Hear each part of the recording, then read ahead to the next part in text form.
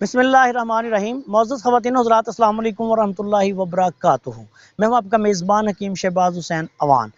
आज मैं आपकी खिदमत में इस मुख्तसर सी वीडियो में आजकल जो मौसम है, मौसम बहार में एलर्जी की वजह से होने वाली जो खांसी है, उसके लिए बहुत ही आला और लाजवाब जो आसान सा नुस्खा है आपकी खिदमत में पेश कर रहा हूँ। अगर इस मौसम में बाज़ लोगों को खुश्क खांसी, बाज़ लोगों को साथ थोड़ी बलगम और बाज़ औक़ात हल्की सांस की तंगी, नाक की बंदिश वगैरह का मसला बन जाता है, तो ऐसे मरीज़ जो हैं वो क्या करें?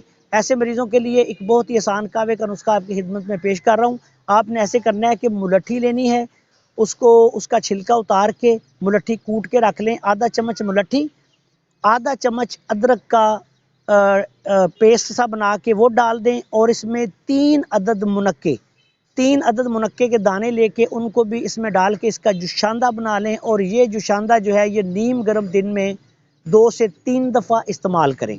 अल्लाह के फजलो करम से इस मौसम में होने वाली जो ये खांसी होती है, या सांस की तंगी होती है, या एलर्जी की वजह से होने वाली खांसी के लिए ये बहुत ही आला और आसान नुस्खा है। इसके साथ साथ तमाम तुरश चीज़ों से परहेज़ करें, और ऐसी चीज़ें जो आपको मुआफ़िक ना आए वो भी इस्तेमाल ना करें।